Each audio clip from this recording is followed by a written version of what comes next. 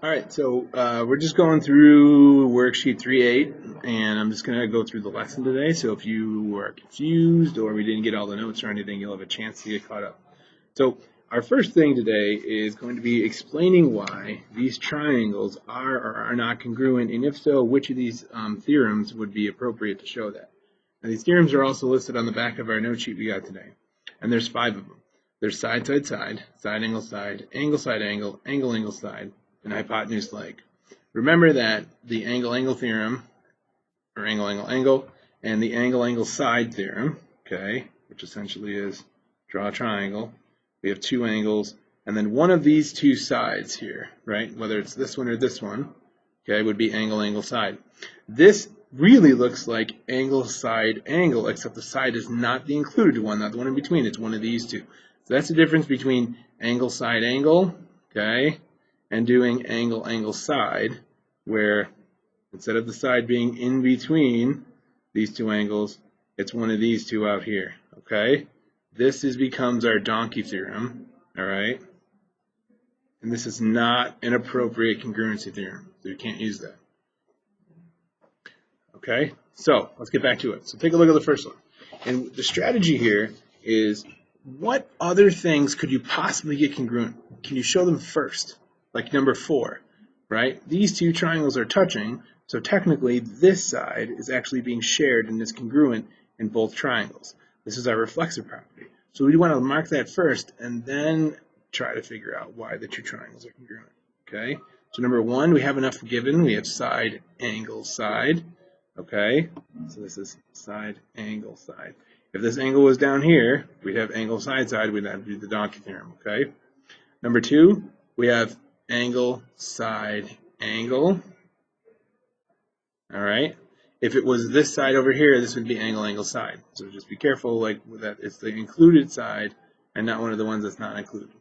Number 3, we talked about before that these 2 lines are parallel. So technically, these angles A and B and W and X would be considered the alternate interior angles. So those pairs of angles coming from the Z are going to be equal. And then in here, we have our vertical angles, and this creates our angle scenario, which is for not congruency. Remember, this means that they are similar. Similar means that they're the same shape, but they're not necessarily the same size. That's what similar means, okay, like a dilation. Number 4 would be yes, once again. Remember we said before, cover up one of the triangles. So if we cover this up, what do we have labeled congruent in the bottom triangle? We have angle A over there. We have angle, side, angle. Okay, so try to cover up one of them and see if that works a little bit better. Okay, for number 5, we're going to change it. We're not going to talk about this angle over here. We're going to change this to this angle R. So we have angle P and R. We have these 2 angles. So what else could we possibly show congruent? That's the reflexive property in the middle. And now I have angle, side, side. And this is our donkey theorem. So this is a no. Okay? And the last one we have our reflexive property here. So we have side, angle, side. Okay? Careful that you're not using HL, because remember, the hypotenuses are these 2 sides, and we don't know that they're equal.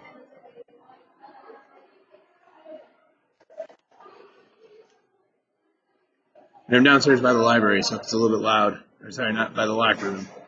That's why. But moving on. Okay, number 7. So strategy here is to mark down everything that's congruent. So we have lines AB and DE. We have angle A and angle D. And we have angles B and E. So what method can we use to prove congruent? Well, look at, we have angle, side, angle. So that's the one we're going to use for this one. Okay? Number 8 is a little bit different. First of all, it gives us some givens. So it's not giving us stuff like this, in the last question, this angle is congruent to this one and the sides are equal. Okay, it's the givens. And we want to do is we want to try to show that these are congruent using specifically angle, side, angle. We have to use that one. So what can we get from these givens? Well, the bottom one tells us that these 2 angles are equal. So we know that angle ABC is equal to angle EDC. We have these two angles equal. We have these two lines are drawn. They're just telling us that they're drawn in. It's nothing crazy, not really useful here. And we have that AE is bisecting line BD. Now remember, if we use the phrase, I bisect a watermelon, what's getting cut in half?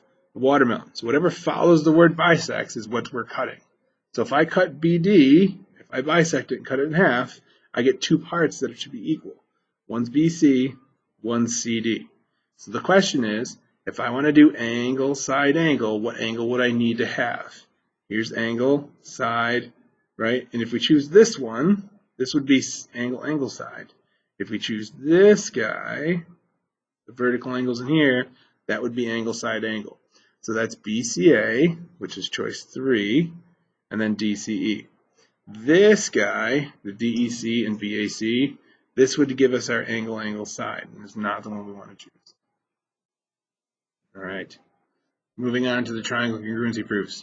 So, if we follow along our proofs, keep in mind, okay, how do we do a proof?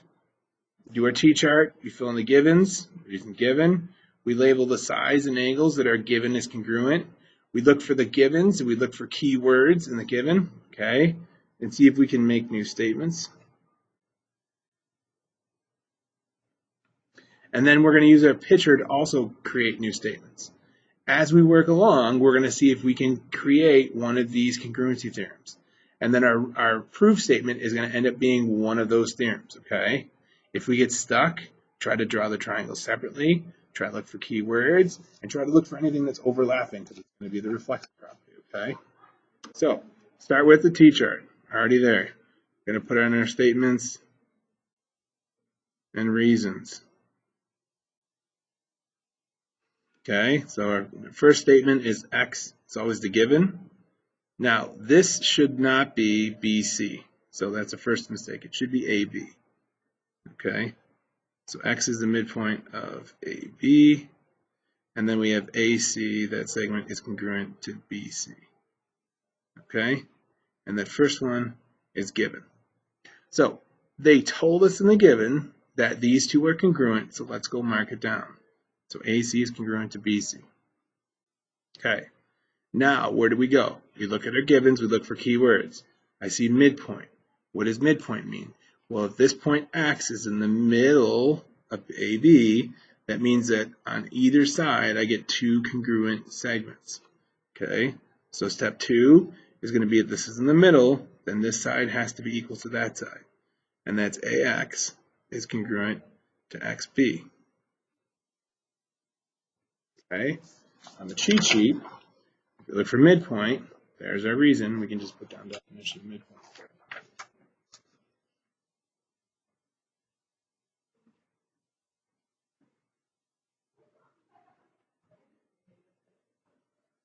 Okay, now I've used my givens up. Okay, so I'm going to go to the diagram. So is there anything in this picture that can help me get new statements or reasons? And remember, these two triangles are overlapping. So what are they sharing? They're sharing this side, XC. So now I can do the XC is equal to XC. Now, anytime I do the same thing is equal to itself, and it's literally got to be the same thing, okay, then we can put down the reflexive property. Now, when I mean the same thing, I mean it's got to be the same segment. I could say XC is congruent to CX. Not the exact same letter, like organization, but it still means the same line segment. Okay? And now as I'm working along, I'm going to ask myself, look at, now that I have these things done, do I have enough to get this triangle congruent to this triangle? And the answer would be yes. And remember, at this point, if we didn't do this yet, okay, and I just had those two sets of sides congruent, I would ask myself, like, listen, what else would I possibly need to get these triangles congruent? Well, by having these two sides, I can either get the side in the middle, or I can get the two angles down here to get side, angle, side. So you kind of want to use like what you already know to help you figure out anything else you could get. But now that I have these three sides, I can finish off my proof. So this triangle is congruent to this triangle. And the reason here would be side, side, side. Now I do the side, side, side congruent to side, side, side because I'm showing you like the three sides here congruent to the three sides there. If you just put SSS down, though, that would be okay. All right, going on to number 2. So once again, statements, reasons, and we do our first. So RZ bisects angle SRT if angle 3 is congruent to angle 4, and our first one is given. So what do we do next? We take anything congruent here, so 3 and 4, and we mark them congruent. So I know that those two angles there are equal. Okay. Next thing, keywords, bisects. Well, what are we bisecting? Angle SRT, so we're cutting it in half. So SRT is right here. So if I cut this big angle in half, I should get these two smaller ones back that should be the same. So number 2, I can say angle 1 is going to be the same or congruent to angle 2. Okay, go back to the sheet. Okay, what do we got for bisects? We got this guy up here, and we got the one down here. Okay, which one's more appropriate, angle bisector or segment bisector? Here would be angle. Okay, so we're going to put down definition of an angle bisector. If you forget, like, just explain it. If you bisect an angle, you get 2 congruent angles, okay, and that would be enough. All right. So we've used the givens. Now we go to the diagram. What else can we show is the same, right? Triangles are overlapping again, so we still got the segment in the middle. So we do RZ is congruent to RZ. That's the reflexive property.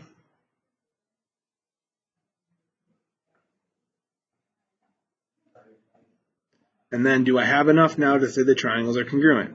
So if we cover up one of them, what do we got? We have angle, side, angle. So I can finish it off. So triangle RZS is congruent to triangle RZT. And then we just do angle, side, angle. We're good to go. Okay? Take a look at number 3. Number 3 is a homework question. So I'll set it up for you, and then I'll see if you guys can finish. All right? So T-chart, statements, reasons. So 1, we have triangle ADP. So they're telling you that this is just a triangle just because I know now that, like, the angles, I got the sides, I got straight line on the bottom. So that's kind of helpful in the regards of what that means. We know angle 3 is equal to angle 4. We knew AB is congruent to DC. And we know that PB is congruent to PC. And then the reason is given. So we're going to mark down everything that we know is congruent. So we know that 3 is equal to 4. We know that AB is equal to CD. And we know that PB here is the same as PC. Now, there's a whole bunch of triangles in this diagram, so we've got to focus in. Which ones are we actually referring to here? Okay, so I'm talking specifically about triangle ABP.